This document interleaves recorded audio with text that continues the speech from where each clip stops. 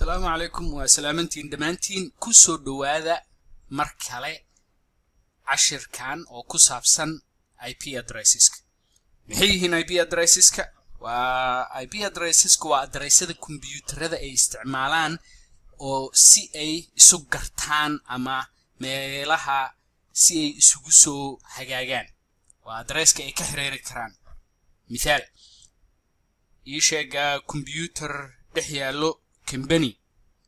wuxuu kamid yahay dhowr computer hadii uu rabo printerka inuu warqad u diro dhaho warqadan daabac ama haduu rabo inuu youtube.com aado see uu ku garan karaa jidku mar lahaa ama jidki jawaabaha loo soo marin lahaa IP adresska buu ku garanaya ma garatay marka IP adresska wuxuu kala baxaa laba nooc wuxuu kala baxaa IPv4 iyo IPv6 kan ugu badan ee aad ka loo isticmaalo waa IPv4 sababtoo waa kan kii horeeyo soo baxay waaye adiga konton sano 40 sano ka hor IPv6 ka naftigiisa ma yara oo macnaha waqti hore soo baxay laakiin zaid looma isticmaalo sababtana waxa waaye dadka kan bay barteen networkyada badankood kan ku xiran yahay internetkana 90% waa IPv4 wuxuu u sii kala baxaa IPv4 ka laba nooc wuxuu kala baxaa public iyo private waxa waaye companyga dhexdiisa computerada dhexyaala adreesada ay qaataan marka ama guriga dhexdiisa publicna waxa waaye adreesada ka muuqda internetka oo adduunka uu ugu soo hagaagayo computerka dhexyaalo companyyaasha ama guryaha marka public IP adresska waa inaad lacag kala baxdid marka internet gadatid companyga aad internet ka gadatay baa ku siinaya public IP address laakiin permanently adiga ma lihid markii ii sheeg uu contractiga dhamaado ama haddii companyga bedelatid IP adresskaas wuxuu ku noqonayaa companygii hore ee iska lahaa oo internetka ku soo geliyay ma garatay private IP ga wuxuu kala baxaa saddex nooc dhexdiisa class A class B iyo class C class A ga wuxuu ka bilowdaa 10.0.0.0 wuxuuna ku dhamaadaa 10.255.255.255 waxaana heli kartaa ilaa 16,777,216 adres baa ka heli kartaa intaasoo computer hadee ku taala companygaada waxa waaye class A baa qaadanaysaa class B wuxuu ka bilowdaa 172.16.0.0 wuxuuna ku dhamaadaa 172.31.255.255 waxaana ka heli kartaa ilaa 1,048,576 adres class C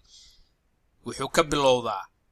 192.168.0.0 wuxuuna ku dhamaadaa 192.168.255.255 waxaana heli kartaa 65,536 adres ma garatay class A ga hanaanka uu u kala qaybsho adresska waxa waaye octate-ka ugu horeeyo horta adresska wuxuu kala jaban yahay 4 octate wax kasto dhibicdaas baana kala saarta marka waa octate marka address IP adresska class A ga octate-ka ugu horeeyo waxa qaata network waxa soo harayna waxa qaato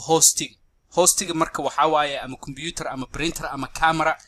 ama sensor wax kasto IP ku shaqeeya ama cell phone anything class B ga labada octate ugu horeyso waxa qaata network labada octate ugu dambeysana waxa qaato hostiga waxa waaye endpoint waa computer waa telephone waa camera waa wax un IP address leh network laakiin waa network ay ka wada mid yihiin class C network wuxuu qaadanayaa saddexda octate ugu horeyso soo ma jeedid octate 1 octate 2 octate 3 laakiin octate-ka saddexaad waxa qaatay hostiga soo ma jeedid waxaas waay waxa tira yar u helay sidoo la isticmaali karo because intii kale waxa la wareegay network moogt marka adreesada waxa jiro number lagu lifaaqo oo sheegayo classka ay kamid yihiin class A-ga octet-ka ugu horeeya waa 255 laakiin inta waa 0 0 0 class A-ga class B-ga octet-ka ugu horeeya waa 255.255 laakiin inta waa 0 0 class C-ga saddexda octet ee ugu horeysa jar network-ga qaata lama isticmaali karo so waa 255.255.255 kanna waa 0 marka subnetka waa number lagu lifaaqo tilmaamayo network-gaas noocuya marka arrin baa jirto hadda waxaas aan sheegay oo dhan waxa la yiraahdaa waa classful waa markii class loo kala qaybshay IP adresska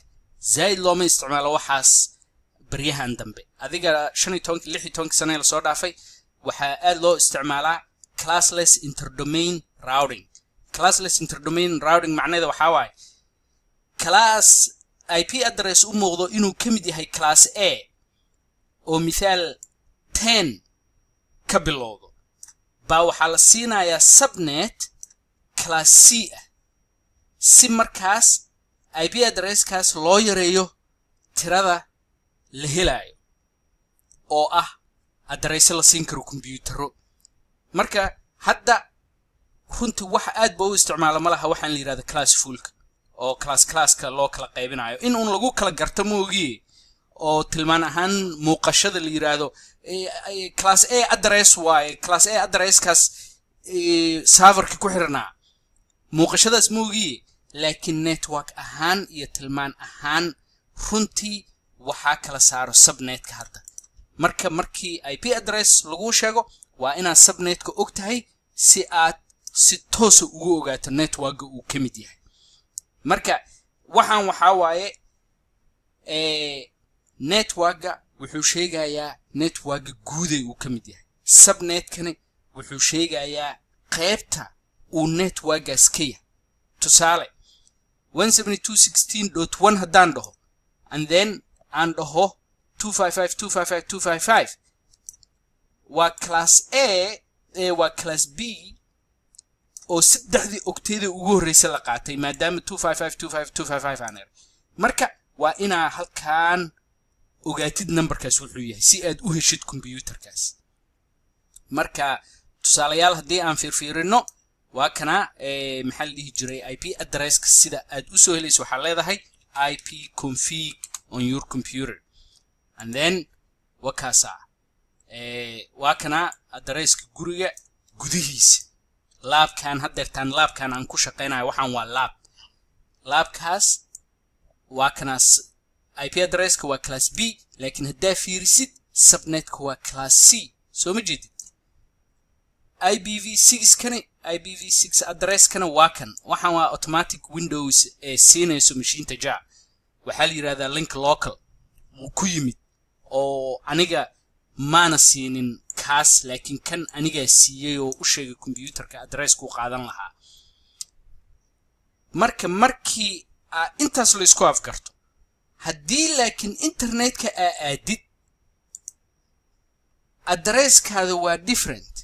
sababtoo ah internetka wuxuu sheegaa internetka sidii gurigaada network-gaada guud sidii looga soo heli lahaa internetka waxaasna waa public IP address marka kaasna waa kan laakiin haddaa inta Google tiraahid what's my IP address if you go to google.com and then you say what's my IP address way ku sheegaysaa inaad tahay different IP address why because network-ga qofka company-ga internetka ku soo xiray address-ku ku siiyay internetka ka muuqdo baa u muuqdo Google ma aragto midka localka ah adiga ku muuqday 172.16 marka wakaasa waxaan rajaynayaa inaad wax ka ziyaadsateen waana mahadsantiin inaad fiirsateen